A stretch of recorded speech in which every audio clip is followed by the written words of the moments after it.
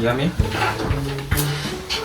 Kayaknya badan aku kayak nggak enak gitu deh. Aku merasa panas, kedinginan gitu. Ya lah, Mi.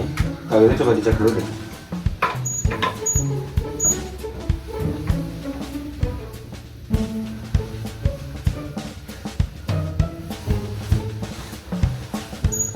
Ya lah, Mi. Ini tinggi banget.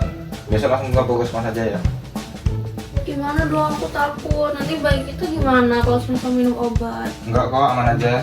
Kita tanya langsung aja sama dokternya. Siapa tahu ada jalan, insya Allah kok. Sekarang Mi tidur dulu aja biar Abi yang siap-siap ya.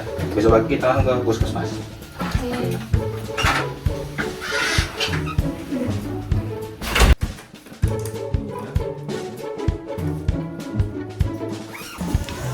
Bisa, Mi? Nggak bisa.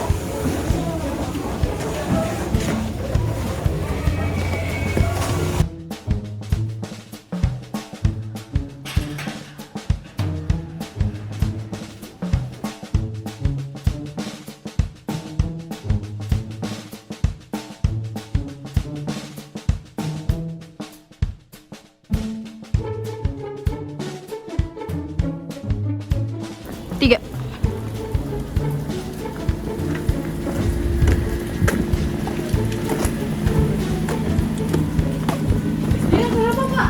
Sakit ini, Pak. Ini mau dibawa ke puskesmas. Hati-hati ya.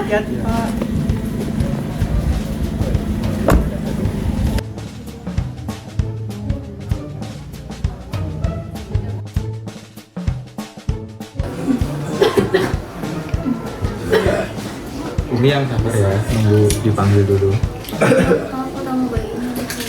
Gak apa-apa, kita ikutin anjuran dokter aja. Kan menjamin juga. Ada Bu Sari. Kenapa Bu? Puskesmas lagi sakit? Iya, tadi badan saya menggigil gitu Bu. Jadi ya suami saya ngajak kesini.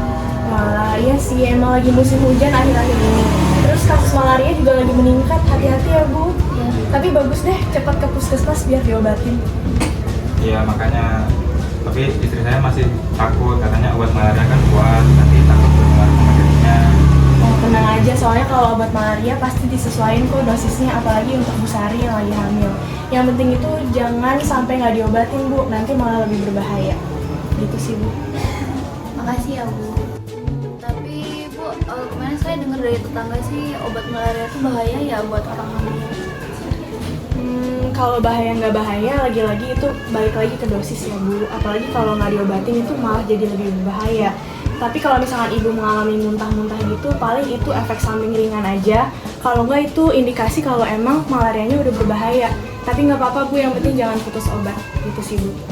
Iya, Mi, makanya kita kesini biar tahu dokter ngomong apa, ntar kita dikasih obat. Oke. Tapi aku deg-degan sih. Gimana dong? Wajar Bu, namanya ibu hamil pasti lebih sensitif. Tapi tenang saja, dokter di sini pasti sudah paham dalam menangani kasus malaria pada kehamilan. Insya Allah aman Bu. Sehat-sehat ya Bu Sari. Iya, makasih. Bayinya selalu Iya, dapat. terima kasih. Pasien atas nama Ibu Sari, silakan masuk.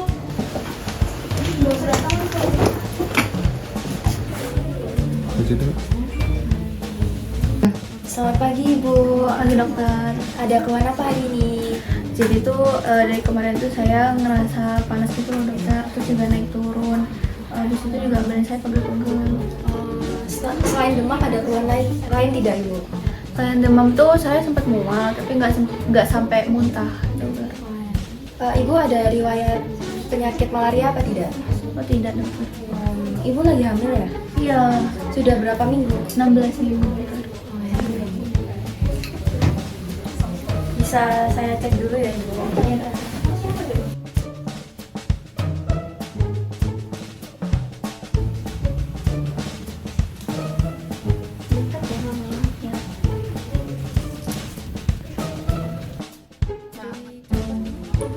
Misi Dok, ini hasil tes sampel darah atas nama Ibu Sari. Kemudian ini hasil pemeriksaan labnya ya. Ya baik. Jadi gimana dok? Baik Ibu, hasil laboratorium Ibu ini menunjukkan bahwa ada Plasmodium falciparum di darah Ibu. Jadi Ibu terkena malaria falciparum. Astagfirullahaladzim, kok bisa ya dok? Ya, saya tahu kekhawatiran Ibu. Apalagi Ibu sedang hamil kan. Biasanya dampaknya tuh terkena ke bayi ibu seperti prematur atau ada sindrom lainnya. Terus ini saya harus gimana dok?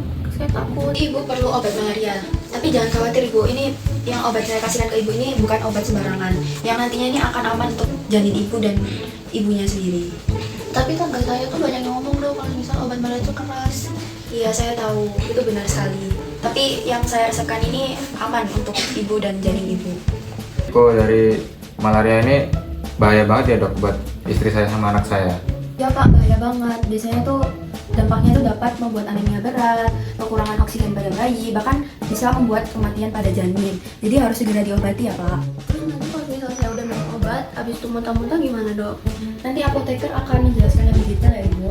Namun jikalau Ibu ada muntah setelah minum obat, dosisnya dapat diulang. Namun jikalau tidak muntah, tidak perlu diulang. Oh, baik dok, kalau gitu saya serahkan pada dokter saja ya. Ya baik Ibu. Selain minum obat, Ibu dapat makan teratur, minum yang teratur, dan istirahat secara teratur juga. Baik dok, terima kasih. Ya. Baik Bu, ini resep yang diberikan dari dokter. Oh iya, terima kasih ya, sebentar ya. Aku antri. Baik, karena Ibu sedang berada pada masa kehamilan trimester kedua, maka saya akan memberikan obat Artemether Lumefantrine. Dosis obat ini sudah sesuai dengan WHO untuk kehamilan dan aman dikonsumsi bila diminum sesuai dengan peraturan. Apabila tidak diobati, maka akan timbul resiko komplikasi yang jauh lebih tinggi untuk janin. Obat ini memang kuat, tetapi aman untuk ibu hamil 16 minggu. Apabila ibu tidak minum obat ini, maka akan membahayakan janin ibu sendiri. Tapi saya takut bu, takut anak saya nanti cacat gimana? Insya Allah tidak Bu, kita memilih obat ini justru karena aman. Apabila malaria dibiarkan, itu akan membuat janin ibu kekurangan oksigen dan dapat menimbulkan kematian. Maka dari itu mengonsumsi obat jauh lebih aman daripada membiarkan penyakitnya. Baik bu, terima kasih ya atas penjelasannya. Saya paham sudah. Ada beberapa efek samping ringan yang muncul seperti pusing, mual, dan juga rasa lelah. Tetapi hal ini akan hilang sendirinya dan tidak berbahaya. Apabila ibu minumnya setelah makan, akan mengurangi keluhan. Dan apabila ibu mendapati efek samping berat seperti muntah terus-menerus, maka segera kembali ke puskesmas agar kami bisa menangani lebih lanjut. Paham, apakah ada cara lain selain farmakologis ini? Pertanyaan yang bagus sekali Ibu. Untuk pengobatan malaria secara non-farmakologi, biasanya Ibu bidan akan memberikan edukasi tambahan sehingga Ibu lebih terlindungi. Maka dari itu, mari kita tanya ke Ibu bidan secara langsung. Baik bu. Nah, misalnya ibu perlu menggunakan kelambu saat tidur. Namun, ibu diutamakan untuk menggunakan kelambu yang sudah diberikan insektisida, karena kelambu yang sudah diberikan insektisida dapat membantu ibu dalam melindungi gigitan nyamuk sepanjang malam. Berarti kelambu efektif banget ya bu ya buat mengurangi malaria. Iya Bu, sangat membantu dalam mengurangi risiko malaria. Nah, selain itu, ibu juga perlu menjaga kebersihan lingkungan di rumah ibu. Pastikan tidak ada genangan air di sekitar rumah ibu, karena disitulah nyamuk biasanya berkembang biak. Genangan kecil pun bisa menjadi sarang nyamuk ya Bu. Baik, saya akan mengkoordinasikan sama suami biar lebih rutin membersihkan halaman rumah. Oh iya, bagus sekali Bu. Baik bu, terima kasih banyak ya untuk penjelasannya.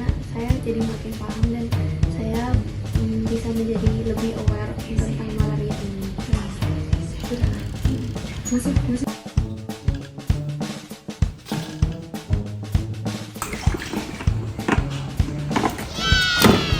Dengan pengobatan dan pencegahan yang tepat, ibu dan anak akan tetap sehat. Sehat ibu, sehat bayi, bebas malaria. Assalamualaikum warahmatullahi wabarakatuh. Halo semuanya, pada kesempatan kali ini saya akan memaparkan mengenai penyakit malaria. Salah satu penyakit yang menular menjadi masalah kesehatan masyarakat di berbagai daerah. Malaria itu sendiri adalah penyakit menular yang disebabkan oleh parasit Plasmodium yang ditularkan melalui gigitan nyamuk Anopheles betina yang terinfeksi. Parasit ini menyerang sel darah merah manusia sehingga menimbulkan gejala berupa demam periodik, menggigil, sakit kepala, nyeri otot, lemas, bahkan dalam kasus berat biasa menyebabkan anemia, kerusakan organ hingga kematian. Dalam penata laksanaan malaria, profesi dokter memiliki peran penting antara lain Terapi anti malaria sesuai pedoman, yaitu memberikan obat berbasis artemisinin atau ACT ditambah primaquine dengan regimen yang disesuaikan jenis malaria dan tingkat keparahannya. Nomor 2 adalah terapi suportif dan penanganan komplikasi.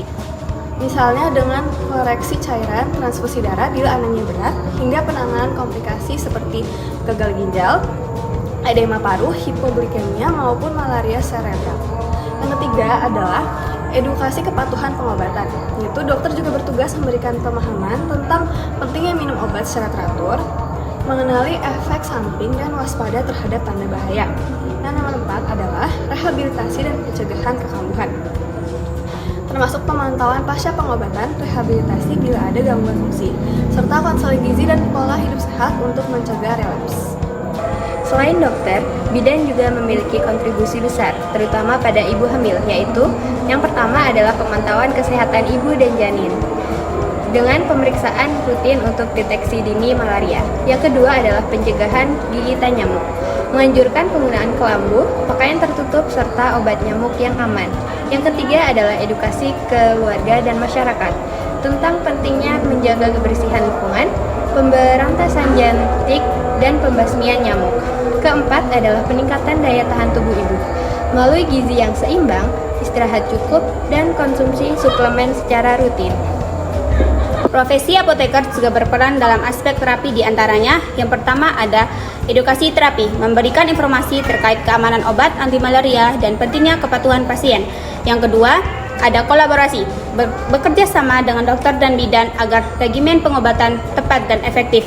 Yang ketiga, ada optimalisasi pengobatan, menyesuaikan dosis serta memantau efek samping obat. Yang keempat, ada pemantauan lanjut, mengawasi kepatuhan pasien sekaligus menjadwalkan kunjungan ulang untuk evaluasi terapi.